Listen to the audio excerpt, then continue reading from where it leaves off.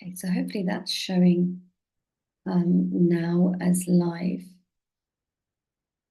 Yes, I think that's fine.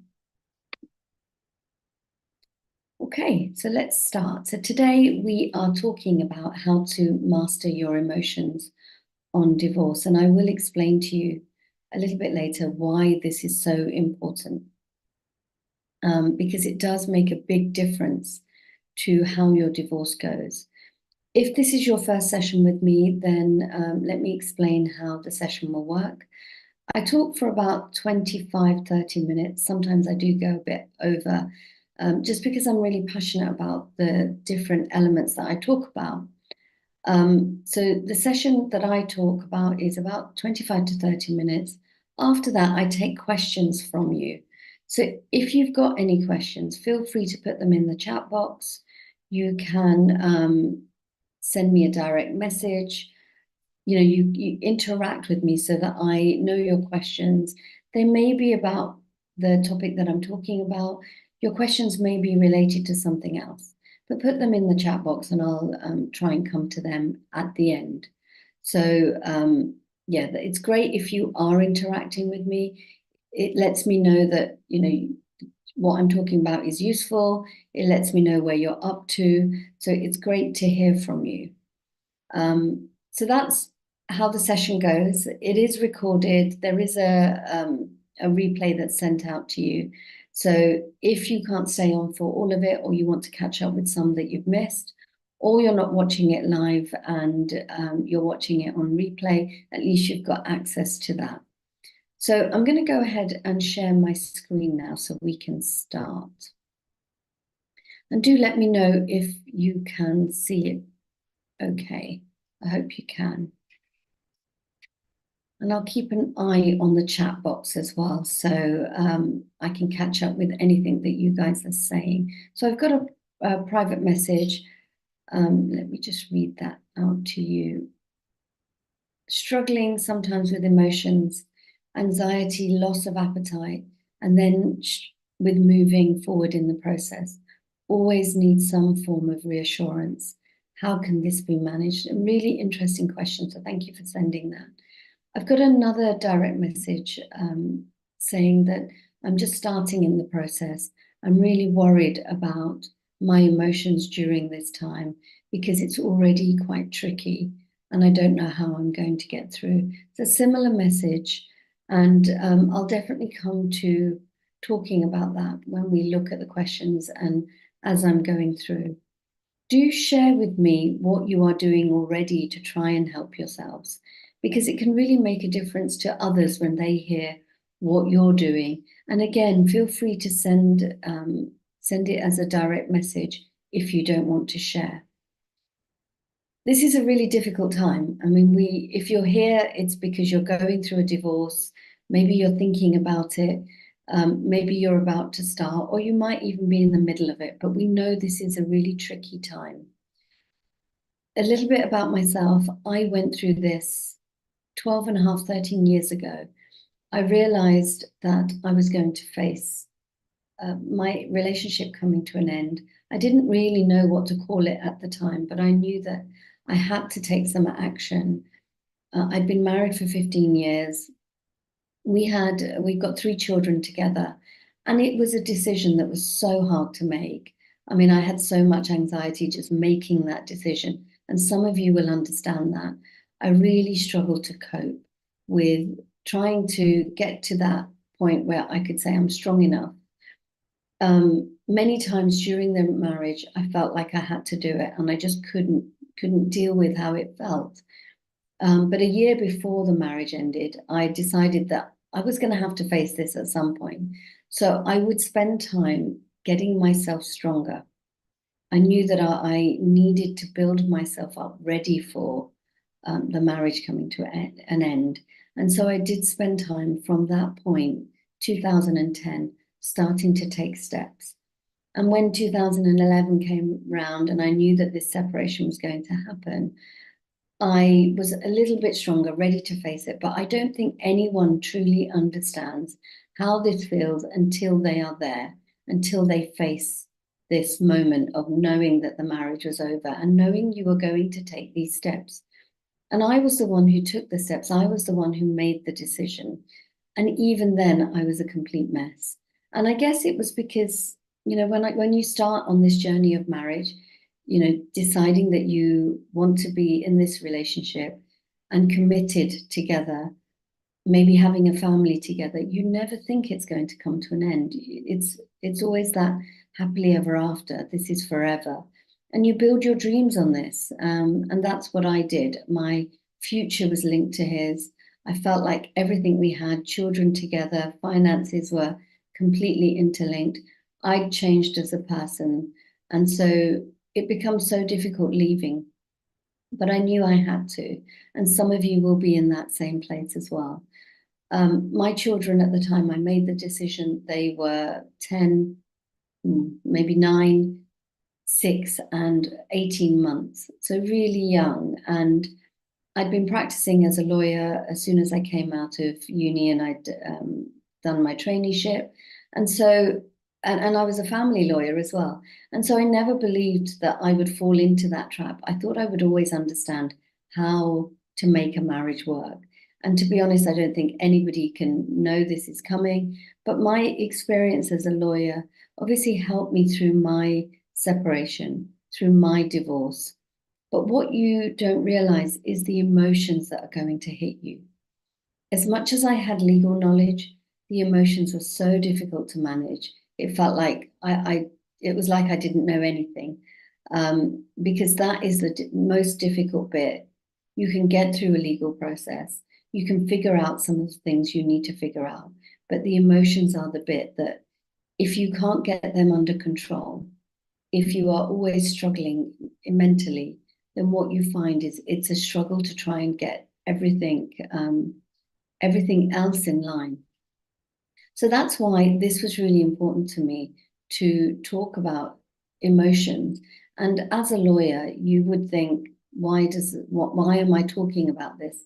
But the work that I do involves everything, not just emotions, not just the legal process and the financial aspect and the element around children. But this is a subject that's really important to look at so that you can master your emotions a bit better. And this will help you make better decisions, because we know that divorce is all about the decisions that you need to make. There's so many things that you have to think about, so many things that you will need to deal with, and so many decisions to make. And some of these decisions are huge, they're life-changing. You will be looking at where you're going to live, you're looking at financial settlements that you can't change in the future. They're a one-off aspect of your divorce. Arrangements for children, again, sometimes once you've started a certain plan, it's really hard to change it. So again, really important that you make decisions from a place of your emotions being stable. So that's why this is really important. And it would be great to hear what you've been doing, what your emotions are like currently, so we can talk about what we can do to help you. So let me move on to different tips that I have. And the reasons why I bring these are the different things that I use. So it's really important to find out what you are currently using and what is helping you. And obviously the first thing is mindset. Getting your mindset right, keeping your mind calm, understanding the tools that you've got or that help you are really important, because everybody's different and different things will help you. So think about using different elements of the tips that I'm sharing, the tips that other people might share as well. So the first thing is controlling your mind, relaxing your mind. And any relaxation techniques such as deep breathing, meditation, and yoga will really help you manage stress. I was an expert recently on a retreat, and these are the kind of things that we did during the retreat.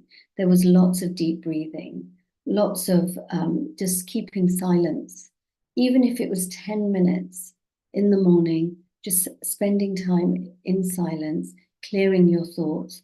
because then your brain is not overloaded, because probably during the night you're not sleeping.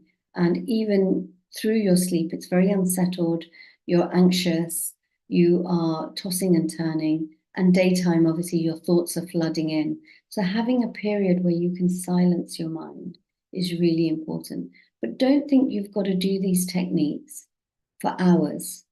Um, Even having a routine that is 20 minutes in the morning and maybe 10 minutes before you go to sleep can be enough to help you. The first thing is deep breathing, and I have a real problem with this because I know I don't breathe correctly, and most of us don't. We don't get enough oxygen. So actually, if this really helps you, having that breath where you take a deep breath, you hold it in for 2, and you let it out for 2. That something like that can focus your mind on breathing rather than other things. And then you could extend it, hold it, take a deep breath in for 4 and out for 4. And those sort of box breaths really help you to relax. It clears your mind. It can help you with your health.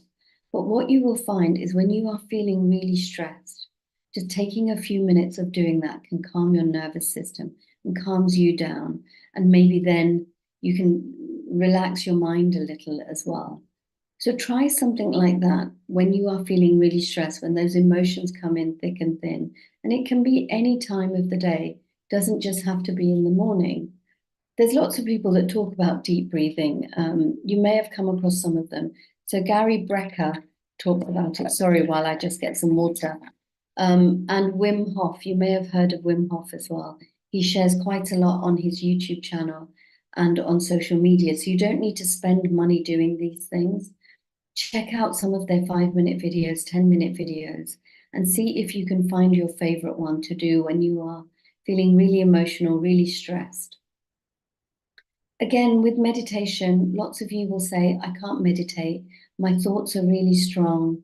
And I remember when I first started these things, because I really needed it as a routine in the morning. I didn't sleep at night.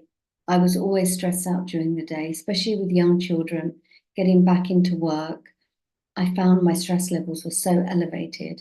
And just spending that 5 minutes, 10 minutes in the morning in silence, and I didn't know what to call it. I didn't necessarily call it meditation, but I just sat with my eyes closed, focusing on my breathing and just listening to sounds. That really helped me calm my thoughts. Lots of thoughts came in, and I kind of tried to ignore them and not get involved, because during this moment of silence, you will find that these thoughts will come in, and that's okay. You're not going to clear your mind completely, but just allow the thoughts to come in and go out as well, to see if that can help. You can also try guided meditation if it helps, because a 5 to 10 minute morning meditation to help you with your energy, to help you with anxiety. You can find meditations that suit exactly how you're feeling.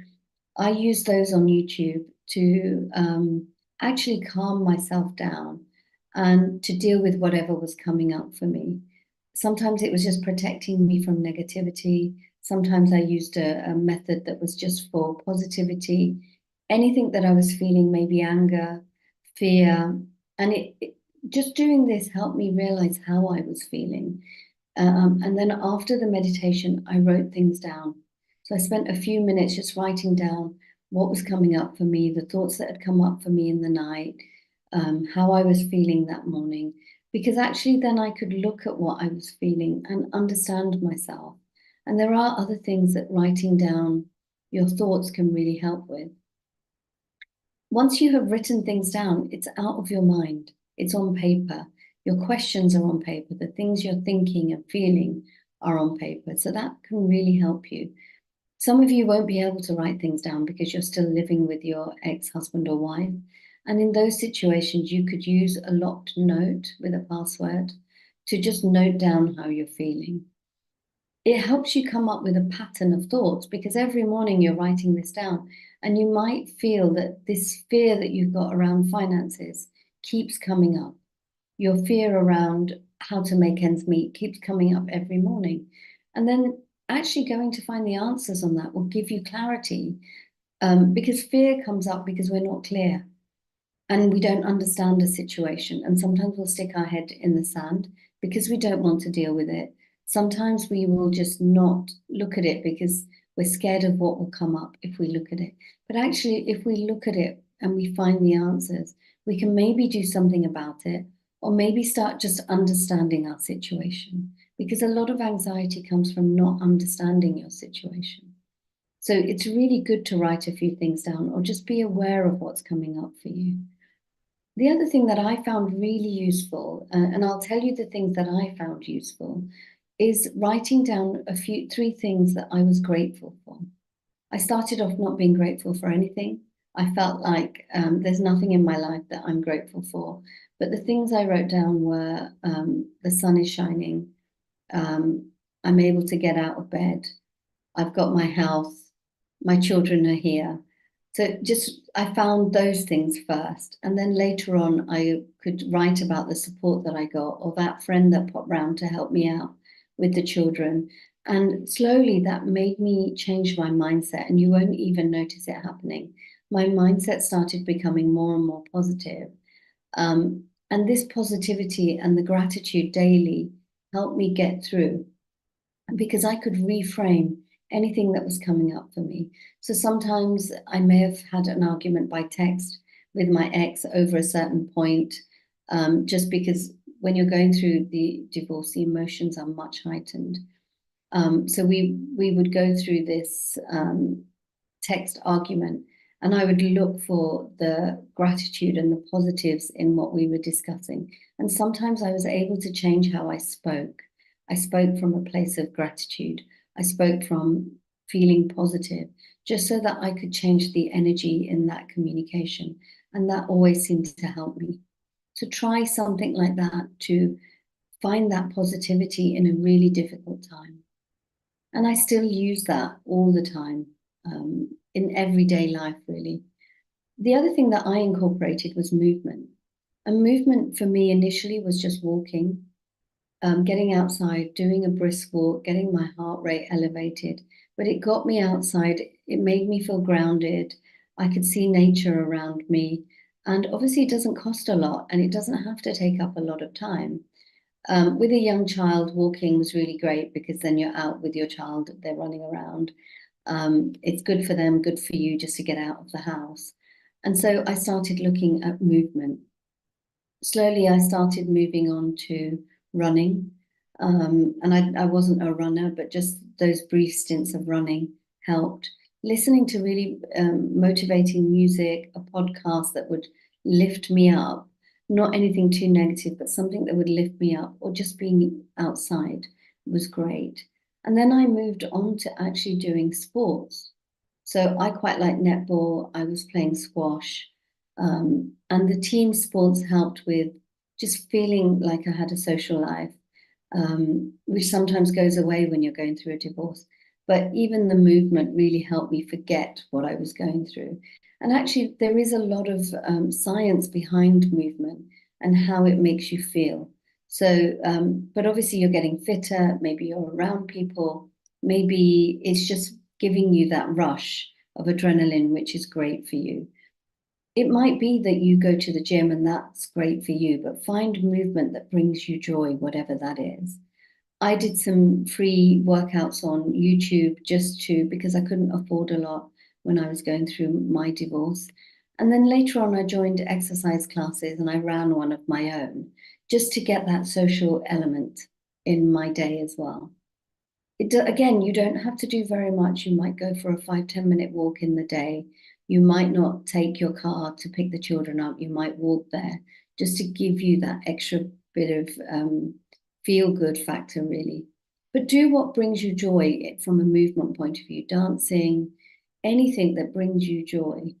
But generally, during this time, if there is something that makes you happy, try and fit that into your week.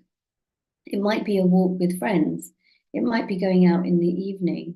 You might have hobbies that you're not doing anymore, like art or cooking, anything like that that you used to do that you've forgotten or you've just not got round to, because those things will keep you going. long soaks in the evening. So I did that when the children went to bed. I would fill up the bath. I would use lavender just so that that would help me sleep. I'd have a long soak, which relaxed me, and then I got a better sleep, which was really important. I started reading a bit before bed again. That really helped me. So you're thinking, I've got all these things to do, and now I've also got these things to make me feel good as well. How am I going to get the time? And I do understand that as well.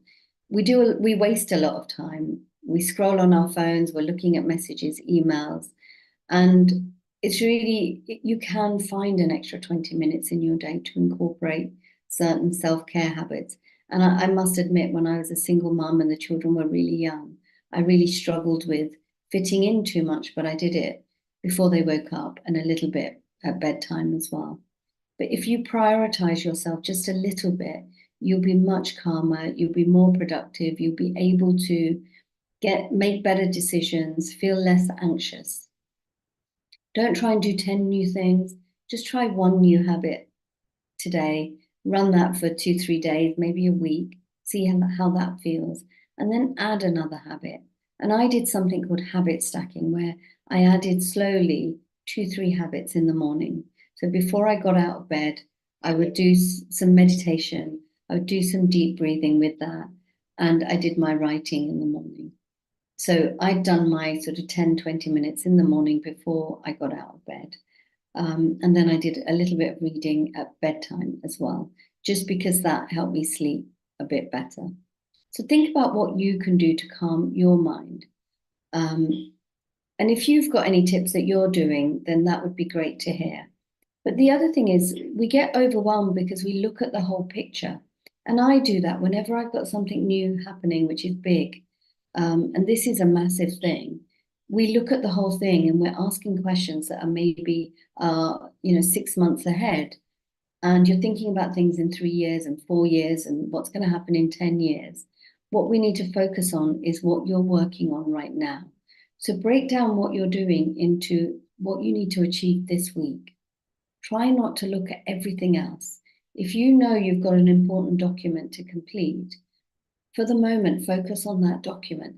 And if it's, say, something like a Form E, some of you will have come across that. Again, break that down into small pieces.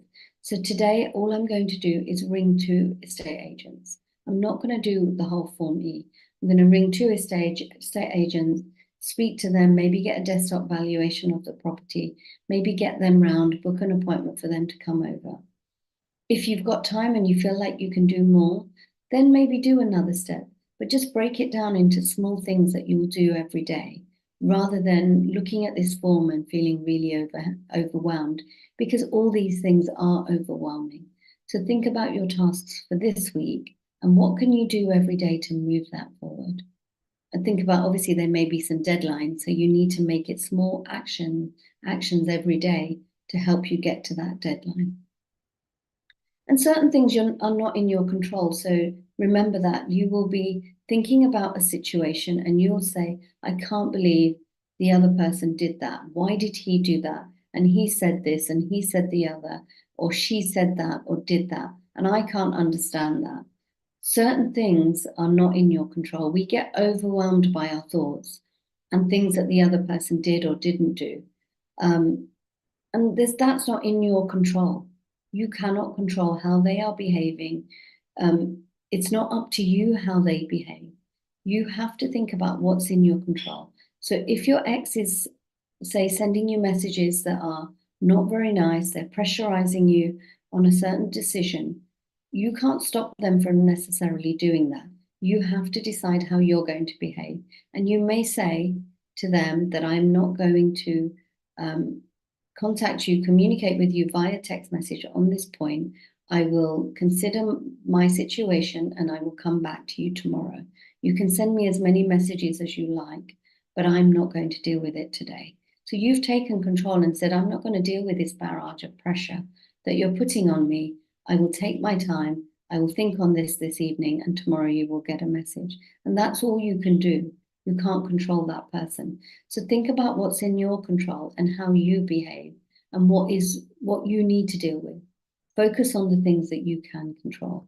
which stops you feeling so overwhelmed and actually can change the energy of how you're communicating. Now, expectation is a really big one. This can also make you feel overwhelmed because you may be expecting your ex to do something and they don't do it. It may be that you didn't communicate that you wanted them to do it. It may be that, again, what they do is out of your control.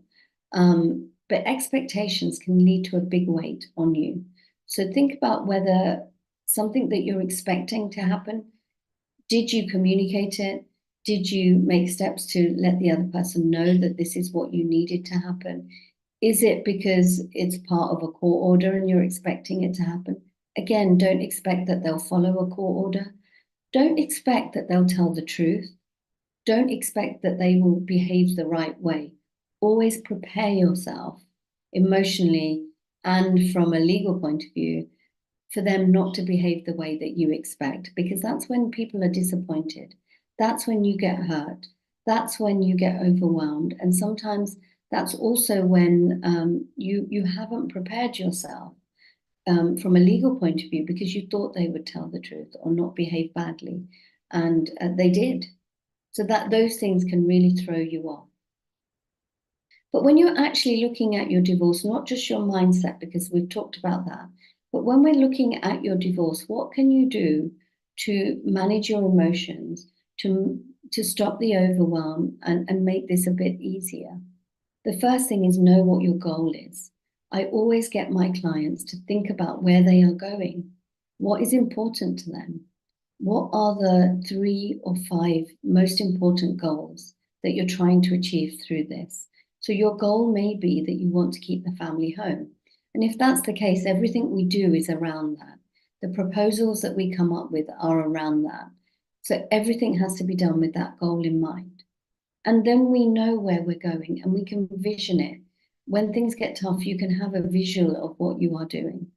Your goal may be that you have a good parenting relationship with your ex, and that's a great priority. And then all your communication is about that. Everything you do is around that. So that's, again, a really important thing. You might have a priority that you stay in the same location to make it easy for the children, to keep things stable for them. They go to the same school. It may be that keeping the family home isn't your priority, but staying in that locality is. And again, we base everything on that. So understand what is important to you.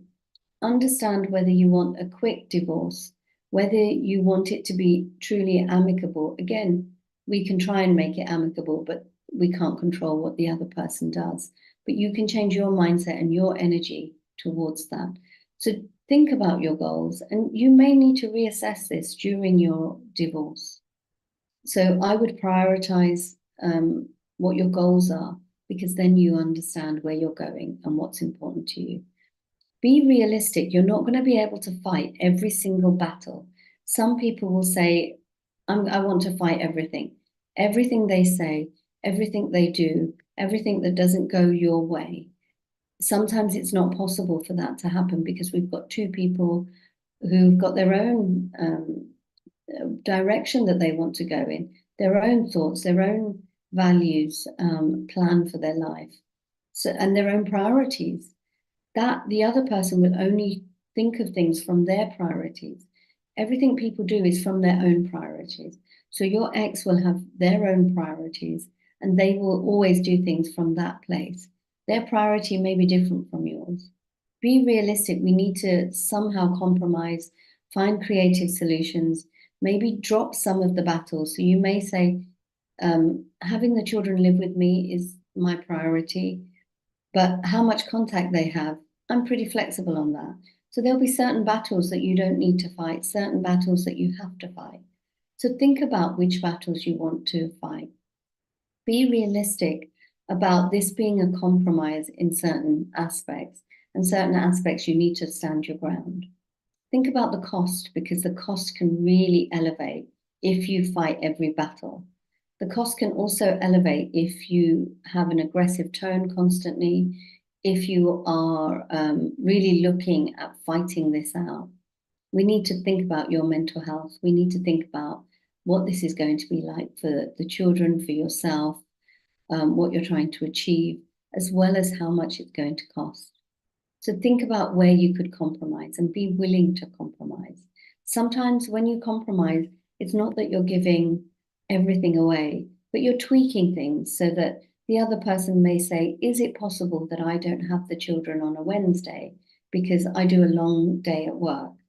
And you might say, well, I do a long day at work on Monday, so let's adjust things. It may be that a compromise is needed. Another thing that you have to think about is how you communicate. Because if you don't communicate effectively, then you will be overwhelmed. Your mental health will suffer. Your anxiety levels will go up. Try and keep your conversations focused on whatever it is that is the issue. So your ex rings and you have a conversation. And one of my clients rang her ex yesterday about a certain settlement. And she came back to me and said, I tried to talk constructively with him.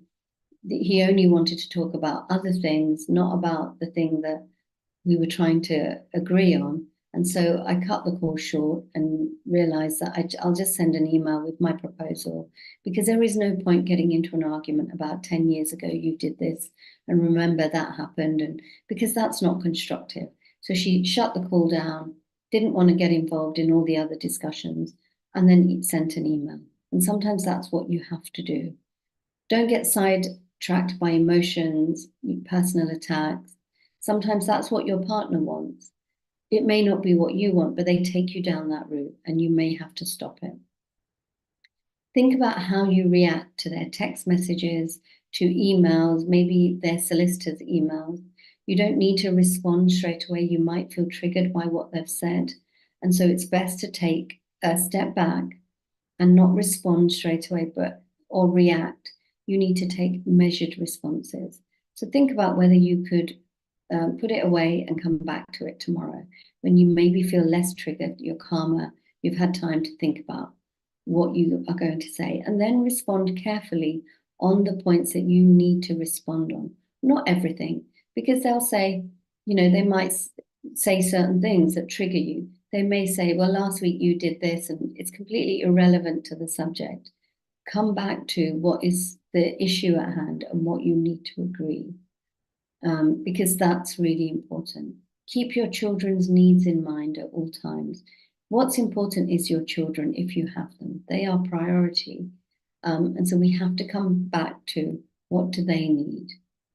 Don't speak negatively in front of the children about your ex-partner. That's not great for them. They're going through a really difficult time and they need your support as well. So think about your steps, which I mentioned. Think about the goals that you have. Divorce is really overwhelming. Be realistic about what you can achieve. Be realistic about the support that you need.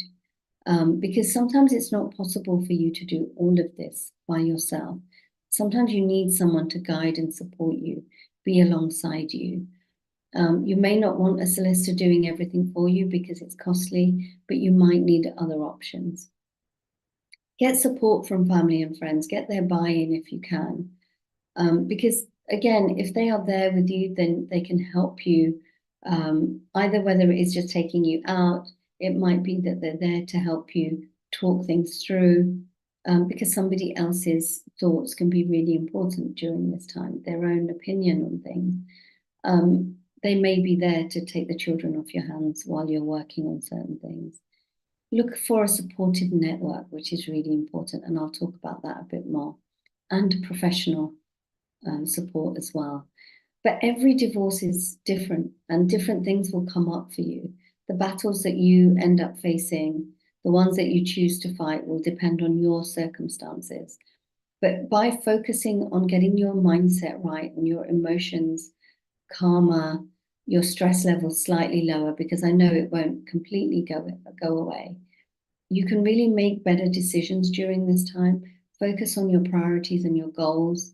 Think about the cost and the long-term consequences of everything that you're doing, and try and make informed choices about everything that you need to decide along this journey. And I have to obviously just limit what I'm talking about because of time. So these subjects are so big and I could talk about so many things, but I have to try and keep it a little bit summarized. But to get organized, it can really, again, help your mindset. Collect important documents and find a system where you can keep things organized in that system, in that process. So it may be that if you've got a digital system, you might be saving things on your laptop. Make sure you've got a system so you've got your divorce documents in one place, your financial documents in one place, and financial documents will be your financial documents, the other person's financial documents, settlement proposals. Then you've got arrangements around the children and any other practical decisions that need to be made. So there's a legal process here, there's an emotional process, there's a financial process, and then obviously lots of other things as well. But really think about your financial inventory. And I tell people to work on this all the time. Start looking at what you've got as assets. Start looking at the other person's assets if you know about them. Look at what you owe, your liabilities, and start creating that asset and liability information so that you feel organized. You've got this information to hand because you'll be asked about it constantly. And think about your income and expenditure as well, because that is really important information that we will need throughout your divorce. How much do you earn? What money comes in? What money will go out? So that during that time, you're well informed of your different options. So that's everything that I have to share. I'll tell you a little bit about how to work with me. So my program is at the moment the only way to work with me because I get quite full with one-to-one, so I don't take on many of those. But the program is for 6 months of support and guidance.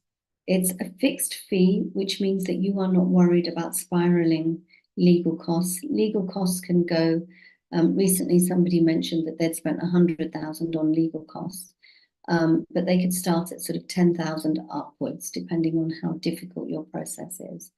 What I do to make it easier for you is give you a fixed fee, because then you're not worried about, oh my God, I can't ask that question because that's going to cost me so much money.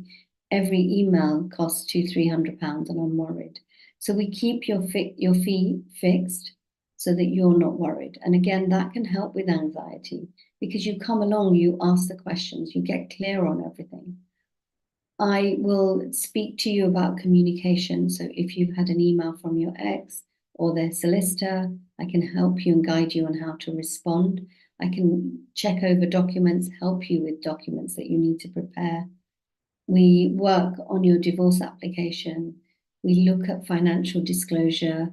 Then we are looking at, and financial disclosure is being transparent about the assets and liabilities. You've got to provide that, and the other person has to provide that. And once we have that, we can look at what could you settle on your finances?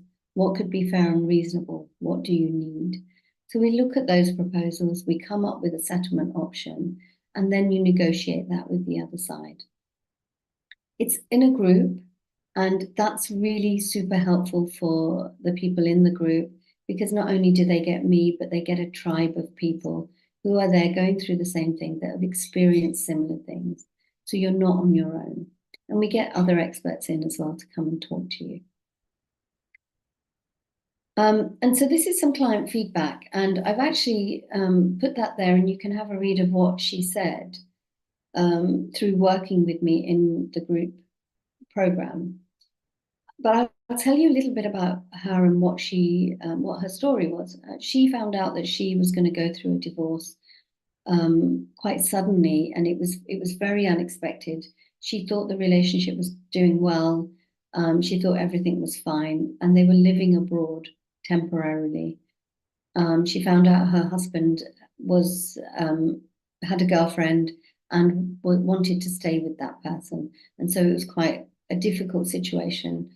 Emotions were really high for her. She was so anxious. There wasn't a call initially that she didn't cry. She always cried. So it was quite tough getting her to calm down, find ways to calm her down, but also just give her small tasks to do so she felt like she was moving forward. She had a disability, which meant she had limited income, and that gave her a lot of fear, as you can imagine. When you know that your income is really limited, you're not going to be able to go out and get a full-time job. It is a worry. After we started working together, we submitted her divorce application, which again, it was such a frightening thing for her knowing that things were starting, but she knew she needed to take control. And I helped her take control of this situation. Because she felt out of control, she hadn't made the decision, everything had been taken from her. We need to get back control and start moving forward. We went through this very long process of financial disclosure, which actually helped us get clarity on what there was, what options could be available to her, which we worked on together.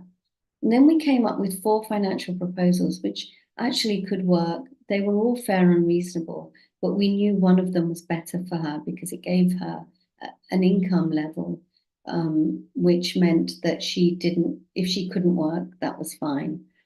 I supported her through the negotiations, and actually the agreement that she got to was better than the one that we had put down, because obviously I'm encouraging her to start a bit higher. So she got to an agreement that was put into a financial order and sealed by the court, and then she got her final order. And this was something that she wrote, and actually something I hadn't asked her to write, so that was great. And I'll be doing a case study with her soon, so you'll get her full story and where she started and where she ended up and how she got there. So hopefully that will be useful for you. But if this is something that you think would be useful for you, then do reach out to me. I will share links on how you can book a call, how you can give me the information so we can work out where you are and where you are going, and see if the program is a right fit for you. I have a planner, and this planner is actually to help you take action, because that's the important thing. We want you to take action, and it gives you sheets that you can fill in and downloadable sheets as well for you to fill in. These are different ways that you can get in touch with me, so feel free to do that.